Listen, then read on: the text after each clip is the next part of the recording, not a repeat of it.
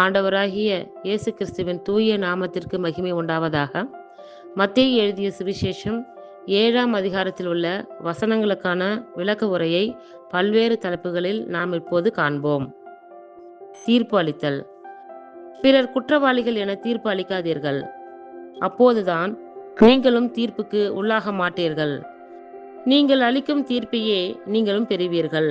நீங்கள் எந்த அளவையால் அளக்கிறீர்களோ அதே அளவையாலே உங்களுக்கும் அளக்கப்படும். உங்கள் கண்ணில் இருக்கும் மரக்கட்டையை பார்க்காமல் உங்கள் சகோதரர் அல்லது சகோதரியின் கண்ணில் இருக்கும் துரும்பை நீங்கள் கூர்ந்து கவனிப்பதேன்? அல்லது அவரிடம் உங்கள் கண்ணிலிருந்து துரும்பை எடுக்கட்டுமா என்று எப்படி கேட்கலாம்? இதோ உங்கள் கண்ணில்தான் மரக்கட்டை இருக்கிறதே. வெளிவேடக்காரரே, முதலில் உங்கள் கண்ணிலிருந்து மரக்கட்டையை எடுத்தெறியுங்கள். அதன் பின் உங்கள் சகோதரர் அல்லது சகோதரியின் கண்ணிலிருந்து துரும்பை எடுக்க உங்களுக்கு தெளிவாய் கண் தெரியும். தூய்மையானது எதையும் நாய்களுக்கு கொடுக்க வேண்டாம். உங்கள் முத்துக்களை பன்றிகள் முன் எரிய வேண்டாம். எரிந்தால் அவை தங்கள் கால்களால் அவற்றை மிதித்து உங்களை கடித்து குதறிவிடும். வேண்டுதலின் விளைவு. கேளுங்கள், உங்களுக்கு கொடுக்கப்படும். தேடுங்கள், நீங்கள் கண்டடைவீர்கள். தட்டுங்கள், உங்களுக்கு திறக்கப்படும். ஏனெனில் கேட்போர் எல்லாரும் பெற்றுக்கொள்கின்றனர், தேடுவோர் கண்டடைகின்றனர், தட்டுவோருக்கு திறக்கப்படும். உங்களுள் எவரேனும் ஒருவர் அப்பத்தை கேட்கும் தம் பிள்ளைக்கு கல்லை கொடுப்பாரா? அல்லது பிள்ளை மீன் கேட்டால் பாம்பை கொடுப்பாரா? தீயோர்களாகிய நீங்களே உங்கள் பிள்ளைகளுக்கு நன்கொடைகள் அளிக்க அறிந்திருக்கிறீர்கள். அப்படியானால் விண்ணுலகில் உள்ள உங்கள் தந்தை தம்மிடம் கேட்போருக்கு இன்னும் மிகுதியாக நன்மைகள் அளிப்பார் அல்லவா? பொன்விதி. ஆகையால் பிறர் உங்களுக்கு என்னென்ன செய்ய வேண்டுமென நீங்கள் விரும்புகிறீர்களோ அவற்றையெல்லாம் நீங்களும் அவர்களுக்கு செய்யுங்கள். திருச்சட்டமும் இறை வாக்குகளும் கூறுவது இதுவே. இடுக்கமான வாயில். இடுக்கமான வாயிலின் வழியே நுழையுங்கள். ஏனெனில் அழிவுக்கு செல்லும் வாயில் அகன்றது, வழியும் விரிவானது, அதன் வழியே செல்வோர் பலர். வாழ்வுக்கு செல்லும் வாயில் மிகவும் இடுக்கமானது, வழியும் மிக குறுகலானது, இதை கண்டுபிடிப்போர் சிலரே. போலி இறைவாக்கினர். போலி இறைவாக்கினரை குறித்து எச்சரிக்கையாயிருங்கள். அவர்கள் ஆட்டுத்தோலை போர்த்தி கொண்டு உங்களிடம் வருகின்றார்கள். உள்ளேயோ அவர்கள் கொள்ளையிட்டு தின்னும் ஓநாய்கள். அவர்களின் செயல்களை கொண்டே அவர்கள் யார் என்று அறிந்து கொள்வீர்கள்.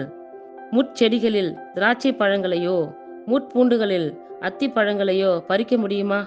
இவ்வாறு நல்ல மரமெல்லாம் நல்ல கனிகளை கொடுக்கும், கெட்ட மரம் கெட்ட கனிகளை கொடுக்கும். நல்ல மரம் கெட்ட கனிகளை கொடுக்க இயலாது, கெட்ட மரமும் நல்ல கனிகளை கொடுக்க இயலாது. நல்ல கனி கொடாத மரங்கள் எல்லாம் வெட்டப்பட்டு நெருப்பில் எரியப்படும். இவ்வாறு அவர்களுடைய செயல்களை கொண்டே அவர்களை இனங்கண்டு கொள்வீர்கள். சொல்லும் செயலும். என்னை நோக்கி ஆண்டவரே ஆண்டவரே என சொல்பவரெல்லாம் விண்ணரசுக்குள் செல்வதில்லை. மாறாக விண்ணுலகில் உள்ள என் தந்தையின் திருவுளத்தின்படி செயல்படுவோரே செல்வர். அந்நாளில் பலர் என்னை நோக்கி ஆண்டவரே ஆண்டவரே, உம் பெயரால் நாங்கள் இறைவாக்கு உரைக்கவில்லையா?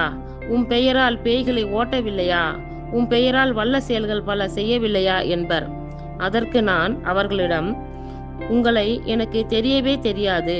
நெறிகேடாக செயல்படுவோரே, என்னை விட்டு அகன்று போங்கள் என வெளிப்படையாக அறிவிப்பேன். இருவகை அடித்தளங்கள்.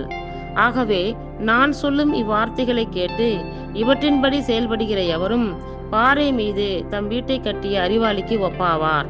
மழை பெய்தது, ஆறு பெருக்கெடுத்து ஓடியது, பெருங்காற்று வீசியது.